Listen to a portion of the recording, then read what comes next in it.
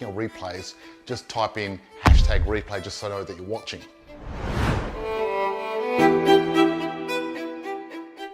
Property guru George Markowski from Positive Property Solution joins us now. George, good morning to you. How are you, George? You've got to hang out with guys like George who know the numbers. Get the real numbers, the facts. Because I can talk to you about cash flow and all those things. George is better at that than me. The thing I'm ecstatic about George, he is a hardcore teacher. He really wants you to learn. Okay guys, we've got 10 seconds left. Can't wait to show you a great, amazing session tonight. 10, 9, 8, 7, 6, 5, 4, 3, 2, 1. And here we are live. Hello people and welcome. Hey freedom fighters, and welcome to our Thursday night session. And lovely to see you all here, and welcome, freedom fighters. Now, if you listen to the podcast, hello and welcome. And obviously, what we do is the group we hang out in, our tribe, is in the Australian property investors. Because that's what we are. We're Australian property investors. Actually, some of us aren't Australian. Some of us are different all over the country. So today we're going to talk about, should I buy in my backyard? And look, if you're listening to the live tonight, if you can just type in the chat, hashtag live. If you're watching the replay, hashtag replay. Would love to know where you're coming from tonight. That's right. Exactly. That would be great. Love to know where you're coming from. So should I buy my backyard? That's a big question, and we're going to talk about that, and we're going to give you the answer tonight about that. But also, what I want to talk to you about tonight is also what's happening with the average investor and why the average investor is losing $12,000 a year. I'm going to talk about the stock market, and the stock market's been pretty crazy, and how is that going to affect the property market? And we've got Rakesh from Kenya. Hello. There you go. See, worldwide. Fantastic. And we're going to talk about the stock market crash and what that means for investors and why it happened. And Rakesh says it's a good show. I'm going to just post it up. Thank you, Rakesh. And what I want to do is I want to talk about that. But also, there's another thing I want to talk about. And this is about what's happening with builders at the moment, because there's a lot of builders going broke. Yeah. That's the fact of it. We can't hide that fact. And what you need to do is you need to really know what's happening and how is all these builders going broke going to affect the market. And That's why? important. Yeah, and the why. Now, I've got 3 out of 3 so far. The last 3 booms I called and predicted 100% right. You did, George. So I'm going to tell you and predict when the next boom's going to happen. Right? Because, you know, if you think the last boom was big, hold on to your cotton socks. Because Right. So grab a notepad and a pen so we can write this down. Absolutely, definitely. So the share market's in free fall, right? And there's always that big debate. There's a big debate about should I invest in shares or property, right? And what's happening is we've got massive inflation. And when there's inflation, soft assets start falling. I've been talking this up for a while. And really, if you want safety, you've got to get into hard assets. Hard assets are the only way to go. Do you want to explain the difference between soft assets and hard assets for those that may not know? Yes, I'll explain the difference, because really at the end of the day, what do we want? We want hard assets. What don't we want? We don't want soft assets. And what's the difference? Well, a soft asset is something that you cannot really, that's not tangible. So let's say for a share is not really tangible. It's sort of not there. Even money is on a piece of paper. It's not real. It's a token. I mean, if I give you $100, Charmaine, the only reason the $100 got any value is because the government have printed $100 on there, and we've all decided it's worth $100, and we all partake in this whole illusionary belief that it is worth 100. Correct. Now, if like in Zimbabwe, suddenly the people didn't believe it was worth 100, what would happen? It wouldn't be worth 100 anymore. And that's why Zimbabwe ended up with $100 billion, $100 trillion notes. Right? Seriously. I mean, after World War II, just before World War II, I think it was, when Germany had massive inflation. It was so bad that every couple of hours it cost more to buy something, and people had to fill up a wheelbarrow full of money and take the wheelbarrow to go to the shops to buy a loaf of bread. Oh, wow. Right? And that's what happens with massive inflation. So what do you think is happening at the moment? Massive inflation. Exactly, massive inflation. So what needs to happen is, one, if you got any soft assets, get out now. Now's the time to get out, because the soft assets is like the Titanic, and there's a big iceberg, big iceberg, right?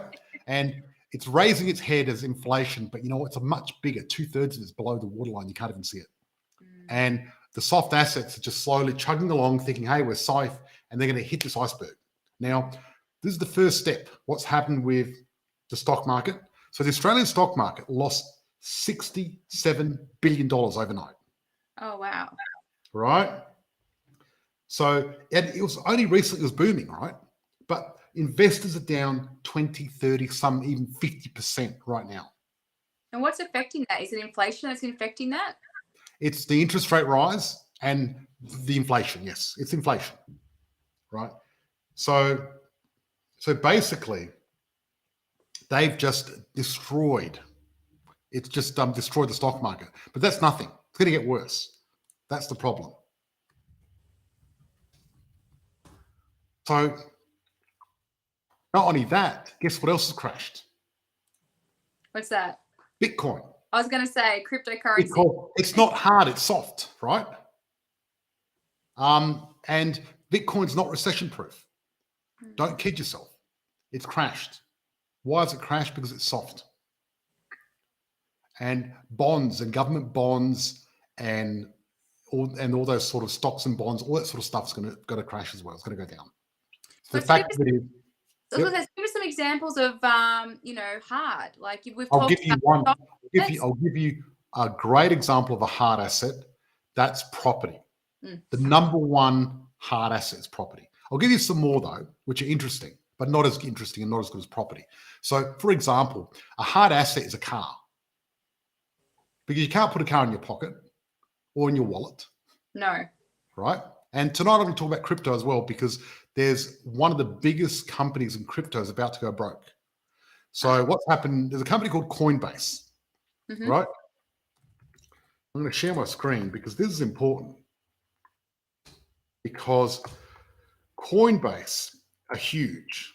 They own a lot of, they do a lot of Bitcoin, right? And they are in a lot of trouble, right? And now guess what they've said? They've said that if they go bankrupt, they may keep everyone's money that's actually in Coinbase. And they can do that. I guess they could, because they can do it. Well, this is really sad. There's actually an acquaintance of mine who his name's Mark. I'm not going to mention his surname in case because I haven't asked him for permission. But he had money, Bitcoin. Now he had over 200 Bitcoin of an exchange and couldn't get it back.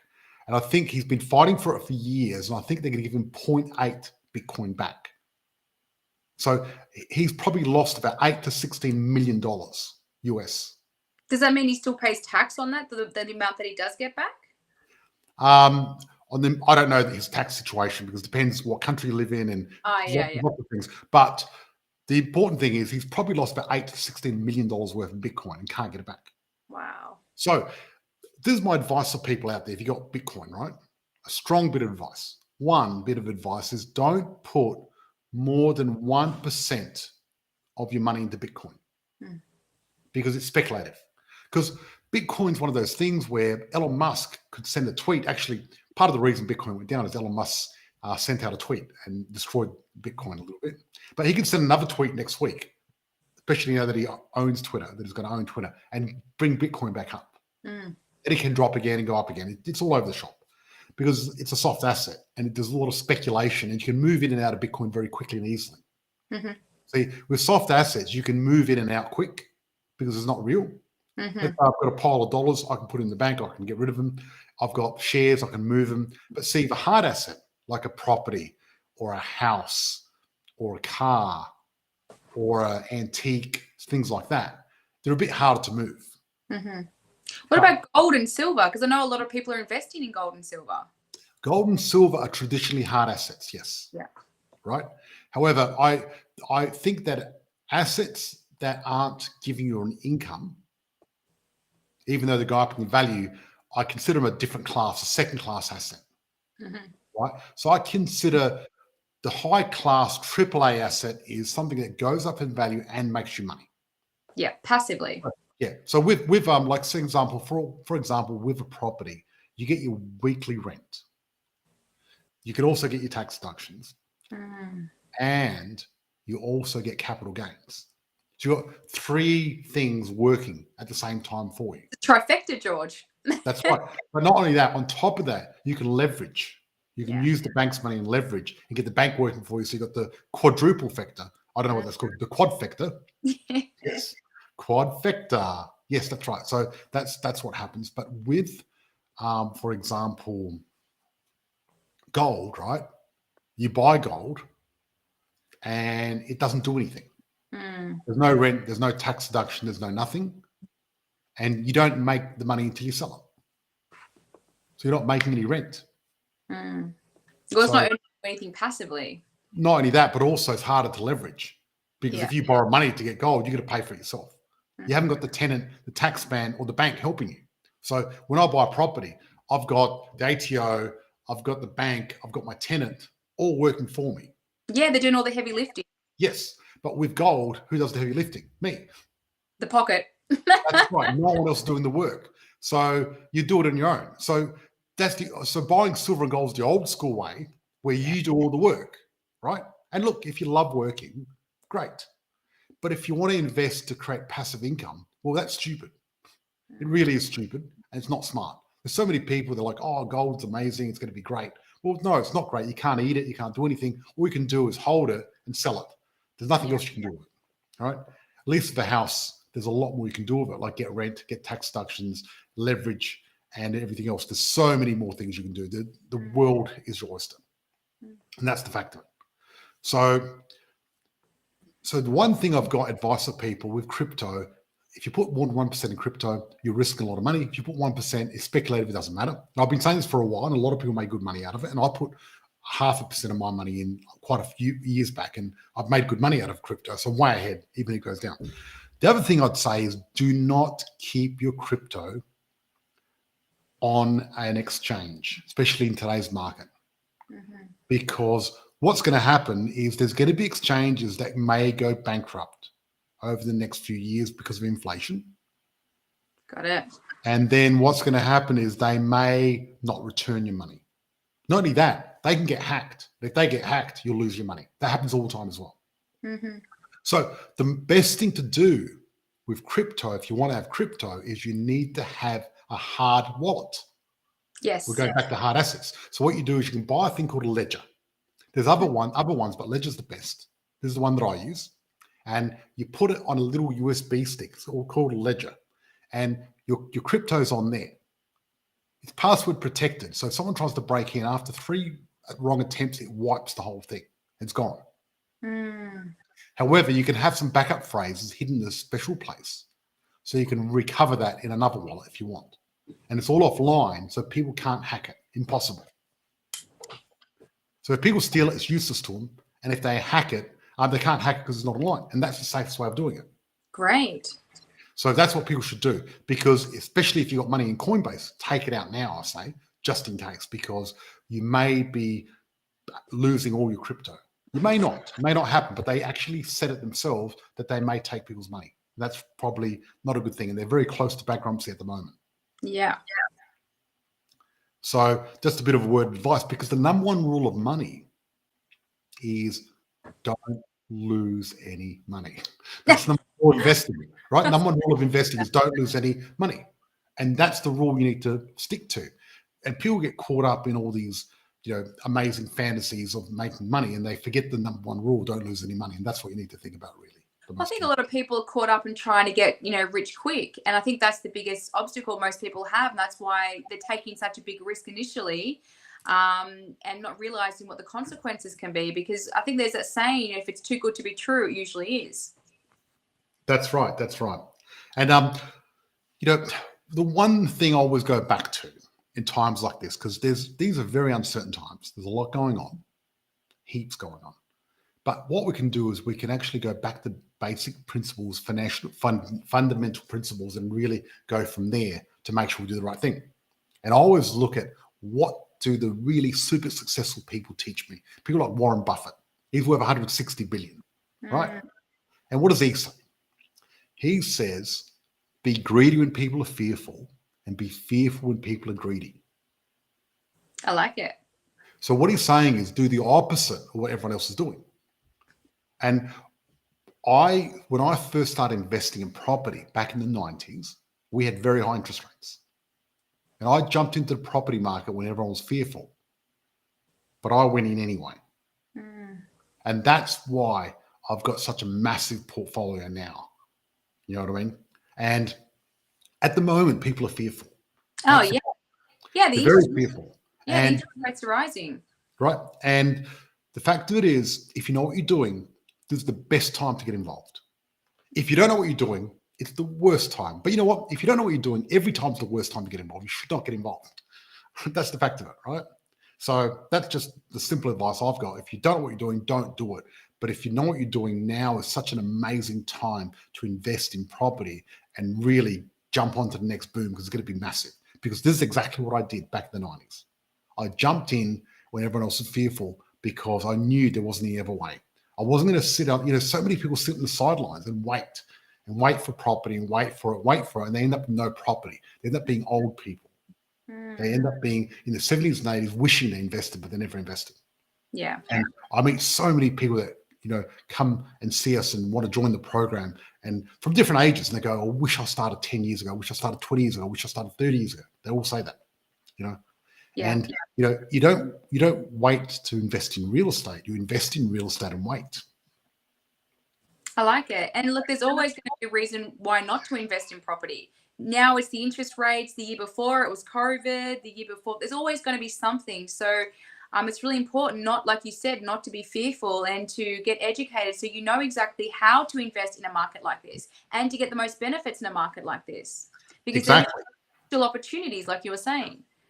That's right. And so then I guess we're going to get onto our next topic and talk about builders going broke and what that means. Yeah. So, okay, what's happening is the building costs have gone up way past inflation. And because of that, builders that have fixed price contracts can't fulfill their contracts, and they're going broke because they just can't afford to build what they're building. Right? Things have just gone out of control. And it's out of everyone's control. No one expecting this. It's like a black swan. So unfortunately, there's massive builders around Australia going broke, and a lot of small ones as well. And it's been happening for the last 6 months, but it keeps happening. It's still happening at the moment, right? So what do you think is going to happen with all of this happening? Shortage? That's right.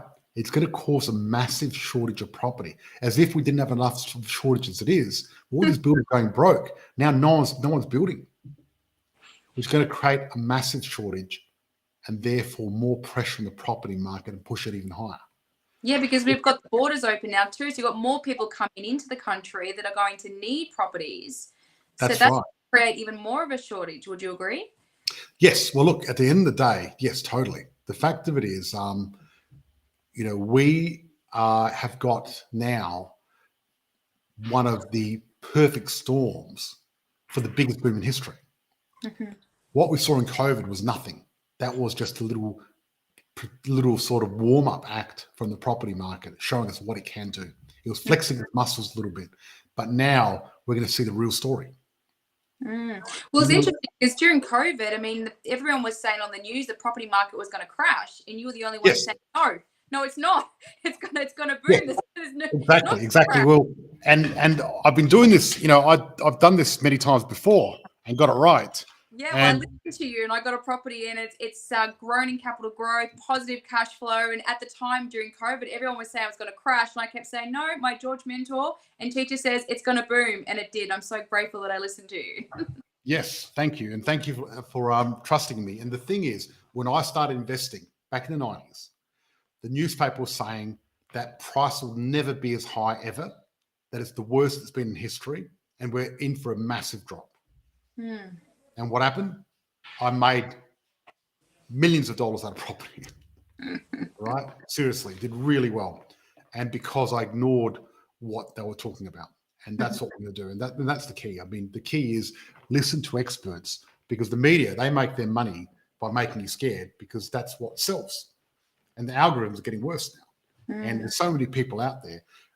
You know what frustrates me, and this is the annoying thing, that people that got no idea, they've never invested in property, are out there giving people advice saying, oh, it's going to crash, blah, blah, blah, and all that. And they just make up their own stuff. And they've got all these, they've done all this mental arithmetic and reasons why things are going to happen with no experience.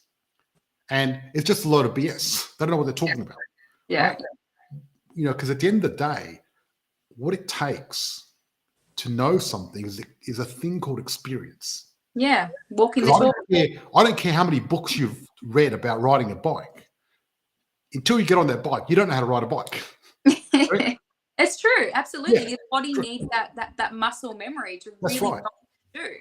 And you can read about property investing, but until you've done it and succeeded at it, you haven't experienced, you don't know what you're doing.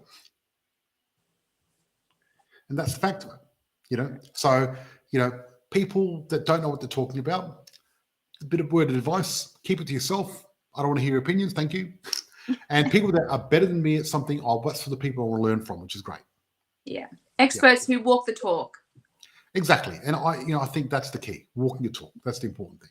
You know, I think people that walk their talk, they're the people I respect. They're the people I want to listen to. Yeah. You know, someone, you know, the armchair economist or the armchair sort of property investor is not for me. I want a guy that's been out in the street and actually done it, lived it. He's got the scars to prove it. And that's what I mean. Or the arrows in the back in your case, George, because you're definitely been the pioneer for us. Exactly. And look, fortunately, there weren't really many arrows, and it was a lot of good stuff anyway. Yeah. Which is great. So so that's the exciting stuff. So I'm going to open the floor, and anyone watching, if you want to make a few comments, that's great. Or ask any questions. We're here to answer questions. And then I'm going to talk a little bit about the average investor in Australia. Now, the average investor in Australia, I'm going to share my screen because this is just fascinating, right? I just recently read this article.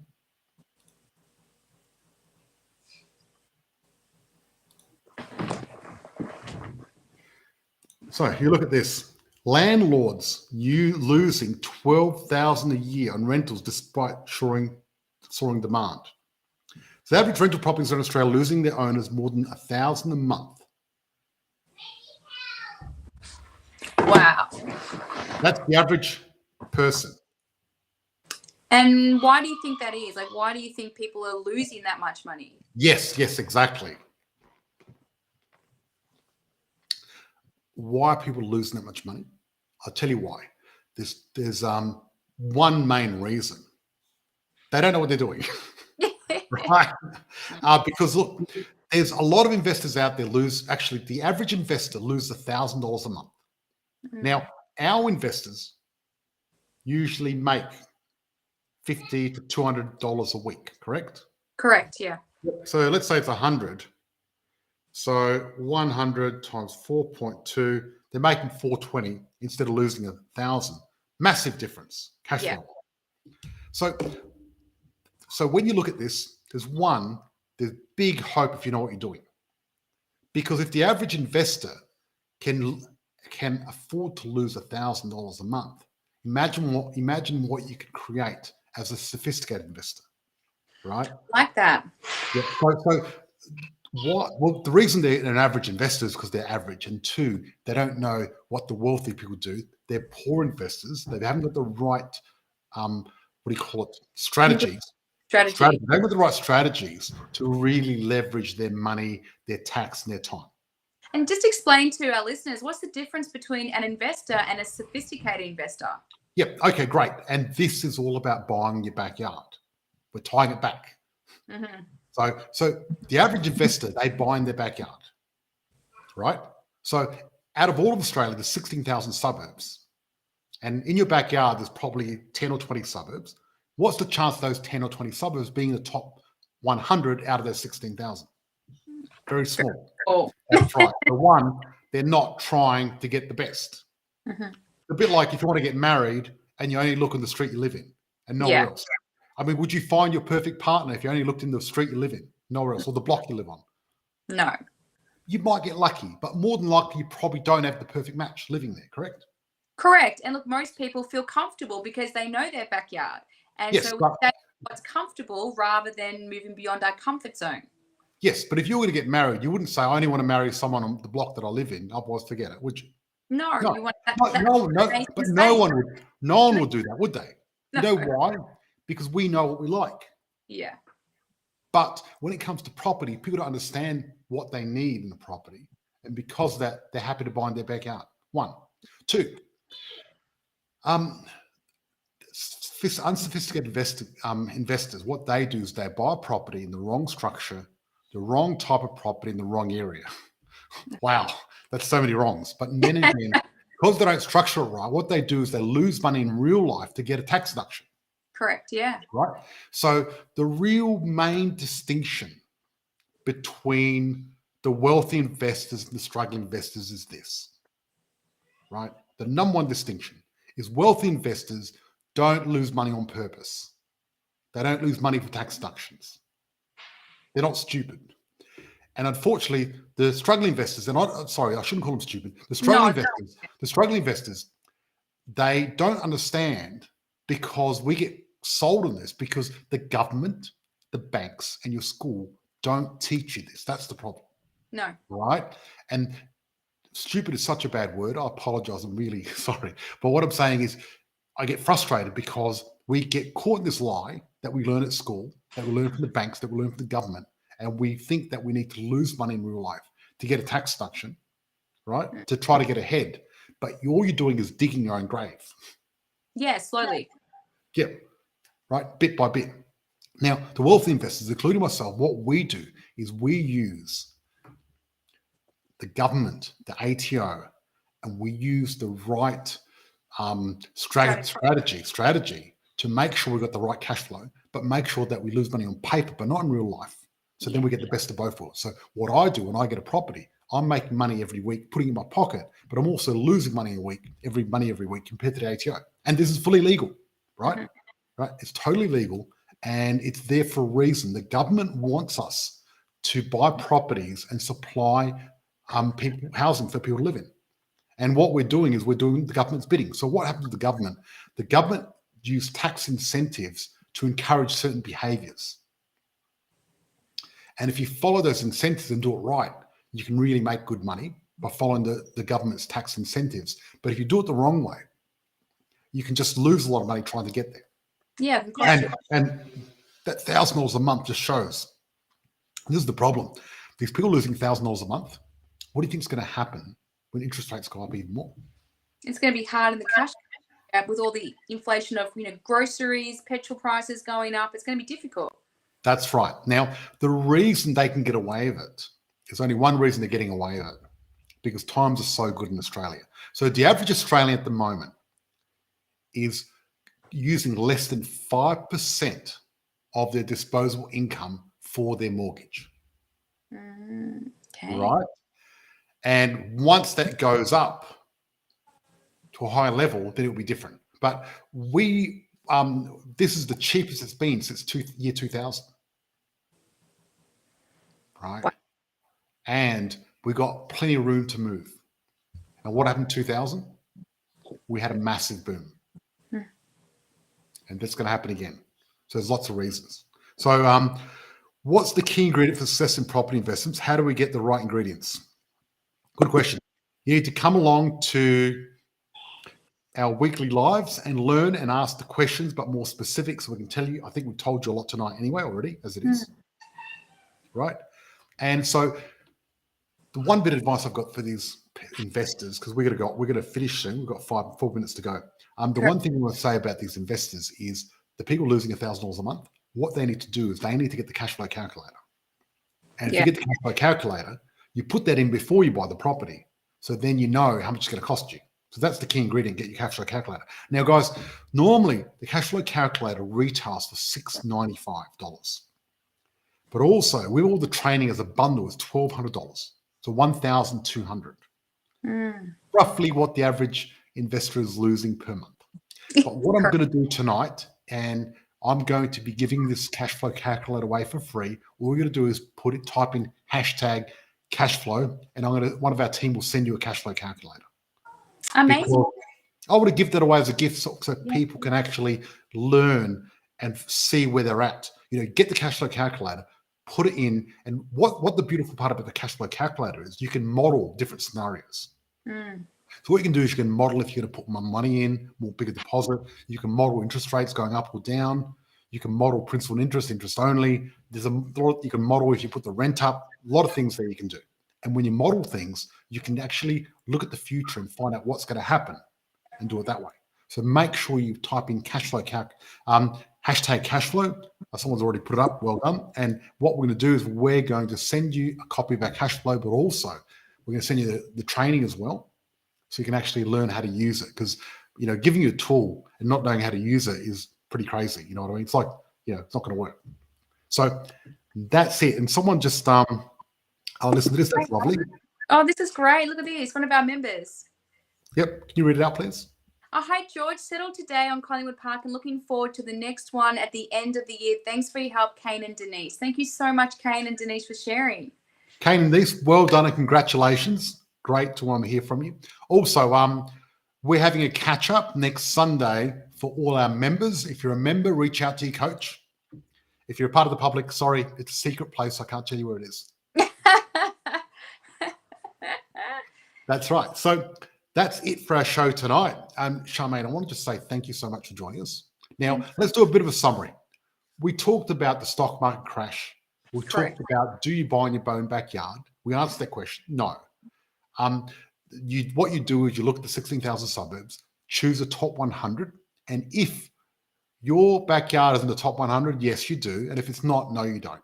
So it's not a yes or a no. It's only if the right suburb, the right area is in your backyard. Because sometimes it's like that. Due diligence.